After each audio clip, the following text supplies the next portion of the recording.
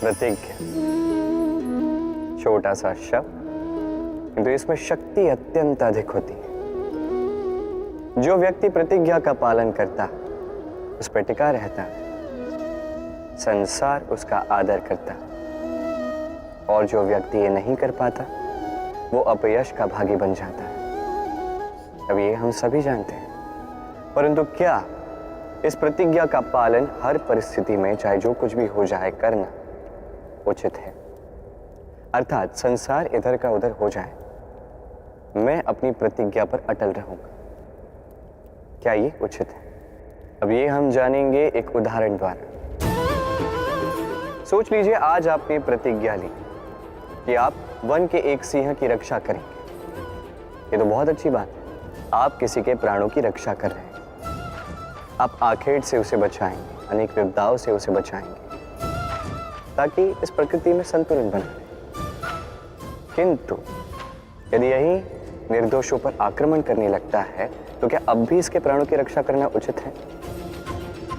क्या अब भी अपनी प्रतिज्ञा पर अटल रहना उचित है? नहीं, क्योंकि अब ये पाप बन चुका है। कोई भी प्रतिज्ञा, कोई भी वचन यदि इस प्रकृति के विध्वंस में सहायक है, यदि इस संतुलन को बिगाड़ रहा, तो उसे वहीं तोड़ना उचित है। और ये आपको सीखना होगा, समय के साथ आपको ढलना होगा, क्योंकि जो समय के साथ नहीं बदलता, ये प्रकृति उसका व्यक्तित्व बदल देती है। स्मरण रखें, वही वचन है, वही प्रतिज्ञा है जो इस संसार के हित में है। अन्यथा वो पाप है जिस पाप का दंड ये प्रकृति आपको अवश्य देगी। वर्णमाला का सबसे पहला अक्षर होता है क। कदाचित इसीलिए इस जीवन का, इस संसार का सबसे पहला और सबसे महत्वपूर्ण गुण है कर्म। अब ये कर्म क्या है? जन्म से लेके मृत्यु तक के इस जीवन काल में मनुष्य जो कुछ भी करता है, ये होते हैं उसके कर्म। अब ये कुछ भी हो सकते हैं, दया से दी गई भिक्षा भी, छल की मंशा से कही गई मिथ्या भी। अब एक मनुष्य का कर्म समस्त मानव जाति का प्रारब्ध निर्धारित कर सकता है। इतनी शक्ति होती है इस कर्म में। और जब बात की जाए धर्म स्थापना के सारथी की, तो उसका सबसे महत्वपूर्ण गुण कर्म ही है। इसलिए मैं खोज रहा हूं एक ऐसा व्यक्ति जो वीर नहीं, कर्मवीर हो। क्योंकि इस रथ की रास हो या इस संसार की आस, दोनों को वही संभाल सकता है। अब देखना यह है कि स्वयंवर में ऐसा कौन व्यक्ति है जो अपने कर्म को पूर्ण निष्ठा से साकार करता है। आपने वो कहावत सुनी होगी, जब ईश्वर एक द्वार बंद करते हैं, कई सारे मार्ग खोल भी देते हैं। अब ये मार्ग, ये सारे द्वार जो होते हैं, हमें दिखते नहीं है। कई बार हम समझ नहीं पाते, खो जाते हैं। कभी कभी लगता है कि ये कहावत ही झूठी है, पर ऐसा होता तो है। क्यों खो जाते? क्योंकि हम समय व्यर्थ करते उसी द्वार को देखने में, सोच के कि अब ये खुलेगा, अब ये खुलेगा। प्रतीक्षा करते करते बहुत समय व्यर्थ कर जाते हैं। इतना समय व्यर्थ हो जाता है कि हम देख ही नहीं पाते, ढूंढ ही नहीं पाते वो सारे मार्ग, वो द्वार जो हमारे लिए खुले हैं। ढूंढ ही नहीं पाते तो उसका उपयोग कैसे करेंगे? स्मरण रखिए, ईश्वर सदैव हमारे साथ, हमारी सहायता कर रहे हैं। ये मार्ग सदैव है, सर्वत्र है। आवश्यकता है तो दृष्टि, दृष्टिकोण और सोच की। इस दृष्टि को फैला कर देखिए, इस दृष्टिकोण को सकारात्मक बना कर देखिए, और ये सोच, इसकी सीमा तनिक ऊंची कर दीजिए। फिर देखिए, सब मिल जाए। क्या है? ये ईश्वर, ये परमात्मा कि हमारे साथ है हमारे मन में। जो ये मन चाहेगा वो ये मन अवश्य पाएगा। तो यदि मन चाहता है कि उसे मार्ग मिले तो मार्ग मिल ही जाता है। युद्ध। हम सदैव हमारे जीवन में हर एक युद्ध जीतना चाहते हैं। ऐसा कोई युद्ध नहीं जो हम हारना चाहते, किंतु युद्ध जीतने के लिए सदैव आक्रमण करना या शत्रु के समक्ष जाके खड़ा हो जाए, यही उचित मार्ग नहीं। ये आपको जिताएगा ऐसा नहीं। जीतता वही है जो पहले शांति से शत्रु को देखता है, समझता है, परखता है, उसकी शक्ति का अनुमान लगाता है, योजना बनाता है और फिर विवेक से उसका सामना करता है।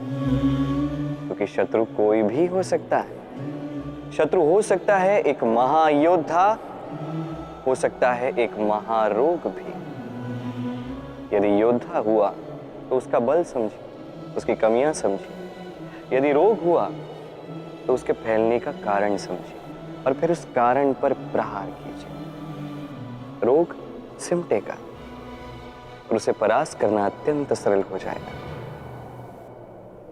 स्मरण रखिए, हर एक युद्ध सीमा पर नहीं लड़ा जाता। कुछ युद्ध ऐसे भी जिन्हें घर बैठकर जीता जा सकता है। स्वच्छता। वर्तमान की ये पीढ़ी पुरानी पीढ़ियों का जो अति शुद्धता का अभ्यास है, इसका उपहास करती, इसे मूर्खता समझती। समझ ही नहीं पाती क्यों? हमारी माता, दादी, नानी कई बार हमने देखा है प्रातः उठ के सबसे पहले स्नान करते हैं। क्यों? समझ नहीं पाते। क्यों बात बात पर चौका और आंगन स्वच्छ किया जाता है? समझ ही नहीं पाते। कई सारे लोग इसे धार्मिक अंधविश्वास कहते हैं, किंतु यदि मैं आपको सत्य बताने जाऊं तो हर धर्म वैज्ञानिक होता है। हर कर्म के पीछे विज्ञान अवश्य छिपा होता है। बस हर एक व्यक्ति उसके विषय में कितना सोचता है, क्या समझता है और क्या कदम उठाता है, ये भिन्न है और उतना ही महत्वपूर्ण भी। पर विज्ञान अवश्य है। आज भी जब मैं घर जाता हूँ, मैया सबसे पहले मुझसे हाथ पैर धुलवाती है, तत्पश्चात बाकी सब। इसलिए आप स्वच्छ रहिए, आप स्वस्थ रहिए, तभी आप भक्ति कर पाएंगे, तभी इस संसार को संभाल सकने की शक्ति अर्जित कर पाएंगे। तो स्वच्छता साधिए, सब साथ जाएगा। पलाए अर्थात भाग जाए। किसी भी परिस्थिति या समस्या से मुख मोड़कर भाग जाए। कई बार हम जीवन में ये करते हैं, कई बार उचित भी, क्योंकि सबसे श्रेष्ठ युद्ध वही होता है जो कभी लड़ा ही न जाए। किंतु यदि आपका पलायन करना यहाँ पाप का पालन पोषण करता है तो ये पलायन अनुचित है। यहाँ पे युद्ध करना आवश्यक हो जाता है। शांति सभी चाहते हैं, शांति सर्वश्रेष्ठ है, और कभी कभी इसी शांति को बनाए रखने के लिए महायुद्ध भी करना पड़ता है। यदि आप पलायन करते हैं अपने स्वार्थ से तो उचित है, तो श्रेष्ठ। किंतु यदि आप पलायन करते हैं धर्म स्थापना से, ये उचित नहीं। इस संसार के भाग्य के हित के लिए कई बार बिन बुलाए स्वयंवर में भी जाना पड़ता है, क्योंकि धर्म स्थापना का ये कार्य ये पलायन से नहीं, कर्म के पालन से होता है। तो पलायन कीजिए स्वार्थ से, कुकर्मों से, कुविचारों से, अहंकार से, और पालन कीजिए धर्म का, पालन कीजिए कर्म का। वंदे धर्म, वंदे कर्म। राधे राधे। धर्म। हम सभी धर्म के विषय में विचार करते हैं, कभी स्वयं के धर्म के विषय में, कभी किसी अन्य के धर्म के विषय में, कभी हम अधर्म देखते हैं उसके विषय में विचार करते हैं। अनेक बातें होती हैं, किंतु ये धर्म ये धर्म क्या है, ये कौन समझता है? यदि मैं आपको उत्तर दूं तो उत्तर सरल। धर्म वो जो मनुष्य को अन्य मनुष्यों के साथ या इस समस्त सृष्टि के साथ आनंद के साथ जीना सिखाता है। इसलिए तो कभी आप किसी धार्मिक स्थान पर जाइए, उस धर्म के स्थान पर जाके हमें शांति की अनुभूति होती है ना? परंतु धर्म का ज्ञान हो इसका अर्थ ये नहीं कि व्यक्ति धर्म के पथ पर चल ही पाएगा। कई बार संबंधों में संघर्ष जब बढ़ जाता है तब इच्छाएं जन्म लेती, क्रोध जागता है, अहंकार जन्म लेता है और फिर नाश होता है इस धर्म का। इसलिए दूसरा सबसे महत्वपूर्ण गुण जो इस सारथी में होना चाहिए वो है धर्मवीर होना। अब देखना यह है कि कौन होगा वो व्यक्ति जो इस स्वयंवर में अपने धर्म पर अटल रहता है। क्योंकि वही व्यक्ति इस संसार से लुप्त होकर धर्म के इस पुनर्स्थापना के महाकार्य में मेरा सारथी बन सकता है। इस स्वयंवर में आने का मेरा एक ही उद्देश्य है, मेरे धर्म स्थापना के इस महाकार्य के लिए एक सारथी चुनना। अब धर्मवीर और कर्मवीर तो चुन लिया गया, देखना यह है कि ज्ञान किसमें, कौन है वो जो ज्ञानी। अब जिस ज्ञान की मैं बात कर रहा हूं ये वो ज्ञान नहीं जो पुस्तकों से पाया जाता है, ये वो ज्ञान नहीं जो बरगद के वृक्ष की भांति विशाल हो या पर्वत की भांति अडिग हो, नहीं। मैं जिस ज्ञान की बात कर रहा हूं ये वो ज्ञान है जो जीवन की पाठशाला से सीखा जाता है, जीवन के हर एक अनुभव से प्राप्त किया जाता, जो पवन की भांति सरल है, वही जल की भांति अपना मार्ग स्वयं बना लेता है। मैं उस ज्ञान की बात कर रहा हूं। अब देखना है कि कौन है ये ज्ञान, कौन है जो मर्यादा के मान का ज्ञान रखता है, कौन है जो शास्त्र और शस्त्र के साथ ही विनम्रता का भी भान रखता है, कौन है वो, यही तो देखना है। क्योंकि धर्म के इस रथ को आगे बढ़ाने के लिए ज्ञान के पहिए अत्यंत आवश्यक हैं। कर्म, धर्म, ज्ञान, इनकी सीढ़ी पर कई सारे लोग चढ़ पाते हैं, इन परीक्षाओं में कई सारे लोग उत्तीर्ण हो भी जाते हैं, परंतु शिखर पर पहुंचकर शासन वही करता है जिसके पास होता है ये चौथा गुण भी,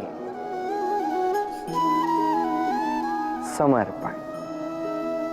अत्यंत महत्वपूर्ण गुण है ये समर्पण, अत्यंत आवश्यक है।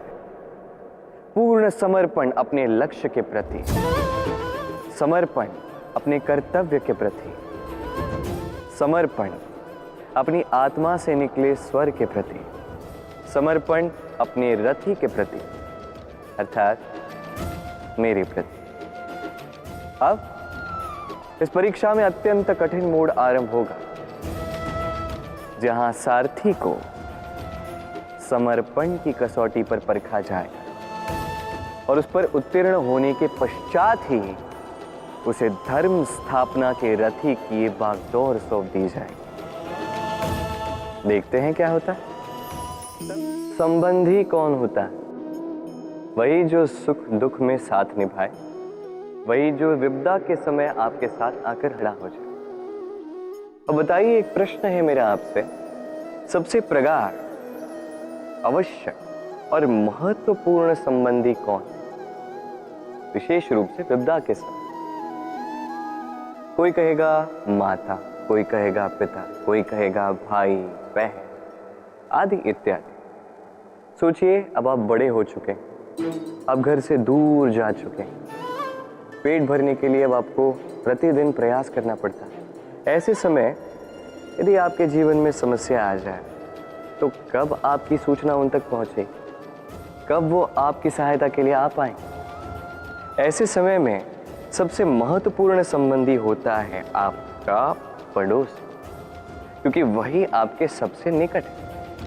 आप कभी जांच कर देख लीजिए, आपके उसके साथ लाख मतभेद क्यों ना हो, पड़ोसी को पीड़ा में देखकर सबसे पहले सहायता के लिए वहीं आता है।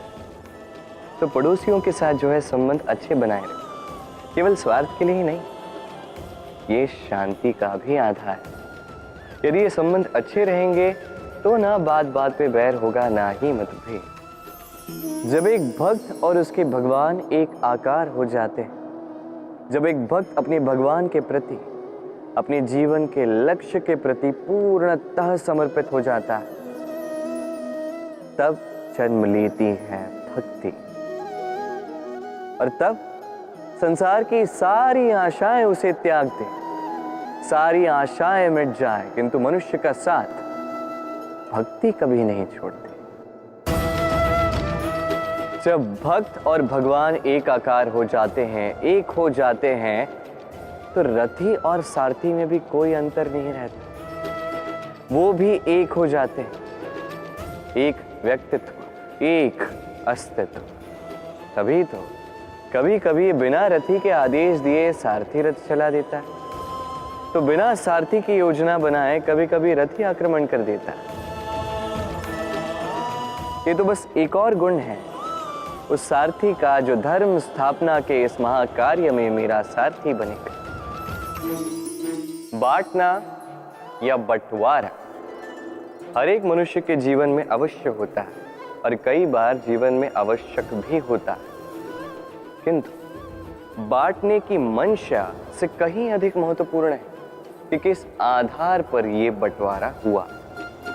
कई बार यह बंटवारा शांति का प्रतीक होता है, कई बार यह बंटवारा क्रांति ला देता है, ऐसी क्रांति जो महायुद्ध तक जाती।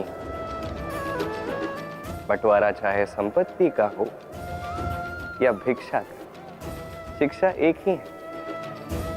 जीवन में बंटवारा आवश्यक कई बार होता है, किंतु जहां तक हो सके इसे टाल दीजिए, साथ मिलकर आगे बढ़िए, क्योंकि बंटवारा जो है बांटता है, वही एकता आपको आगे ले जाती। धर्म रथ के 4 अश्व चलाने के लिए सारथी के पास जिन 4 महागुणों की आवश्यकता है, वो सारे गुण अर्जुन में उपस्थित है। कर्म की शक्ति है, धर्म से आसक्ति है, ज्ञान की अभिव्यक्ति है, तो समर्पण की भक्ति भी है। निश्चित रूप से धर्म रथ का सारथी बनने के लिए अर्जुन ही सबसे अनुकूल है, और वो केवल द्रौपदी का वर ही नहीं बनेगा। इतिहास में कुरुवंश का राजकुमार या इंद्रपुत्र के नाम से ही नहीं जाना जाएगा, बल्कि अर्जुन ही स्वयं इतिहास रचेगा। कृष्ण की लीला है, कृष्ण की महिमा। अर्जुन ही होगा कृष्ण सारथी। यत्र योगेश्वरो कृष्ण तत्र पार्थो धनुर्धर। तो आइए और मेरे साथ प्रेम